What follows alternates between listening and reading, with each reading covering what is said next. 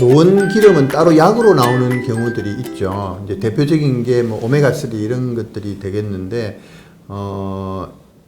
일반 국민들은 오메가3가 좋다라는 이야기만 듣고 이제 무조건 그걸 섭취하는 경향이 있는 것 같아요. 근데, 과연 내가 오메가3나 이런 음식들을 먹어야 될 건지를 한번 생각을 해볼 필요가 있는데, 오메가3는 이제 생선에서 추출한 기름, 생선기름이거든요.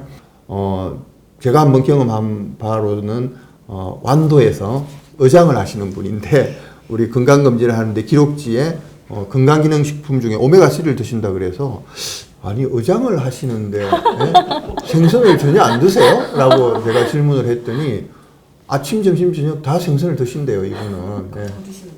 그래서, 왜 오메가3를 드시냐고, 그러니까, 심장을 위해서 이렇게 답을 하는 거죠. 그러니까 그런 분들 같은 경우는 오메가3가 생선에서 나오는 기름이다라는 걸 알고 있었으면 드시지 않을 수 있는, 그래서, 이게 왜 먹어야 되고, 용량을 어느 정도 먹어야 되고, 내가 현재 섭취하고 있는 영양소가 어느 정도인지 이런 것들을 알 필요가 있고, 일반적으로는 골고루 드시면 큰 문제가 없는데, 병이 있다라든지 이런 분들은 실제로 이 본인이 먹는 식단에 있어서 영양소들이 어느 정도 차지하는지 우리가 영양평가라고 하는데 그런 것들을 한번 받아보시면 도움이 되는 경우가 많은 것 같아요.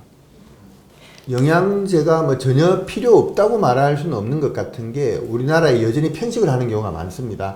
그러니까 현재 우리나라의 상황 자체는 영양제가 필요 없는 상황인 거는 맞아요. 근데 일반인들이 내 주변에 있는 정말 영양소들을 골고루 식단으로 섭취하느냐 그러지 않거든요. 그러니까 이런 사람들은 영양제가 필요할 수 있겠죠. 근데 많은 경우 본인이 어떤 영양소의 섭취가 부족한지 이런 것들 잘 모르는 경우가 많기 때문에 이런 것들을 위한 영양평가가 꼭 필요하고 부족한 부분에 대해서는 제일 좋은 건 영양제를 먹지 않아도 되게끔 식단을 잘 갖추는 겁니다. 근데 그게 생각보다 어렵거든요. 오히려 비용도 많이 들고 이러기 때문에 그게 절대적으로 되지 않는 경우, 뭐 대표적인 경우가 우주인이죠.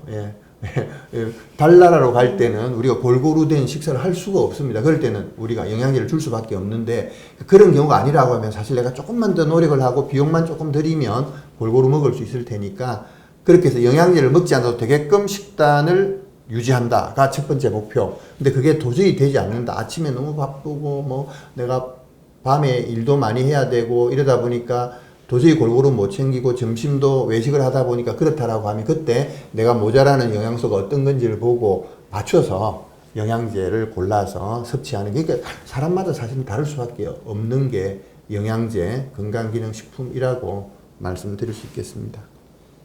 뭐 국민건강영양조사 예전에 결과 보면은 이제 우리나라에 특별히 조금 부족하다고 보여지는 게 이제 칼슘 정도는 좀 부족하다는 얘기들이 있습니다. 왜냐하면 우리나라는 우유나 이제 요즘엔 좀 많이 올라왔지만 우유나 치즈나 이런 유제품 소비량이 이제 서양만큼 그렇게 높지는 않은 편이거든요. 그래서 뭐 골다공증이 있거나 하시는 분들은 이제 칼슘제 같은 걸 보조적으로 이제 뭐 처방 받아서 드시거나 또는 이제 영양제로 드시는 경우도 있는데 도움이 되는 경우 분명히 있습니다.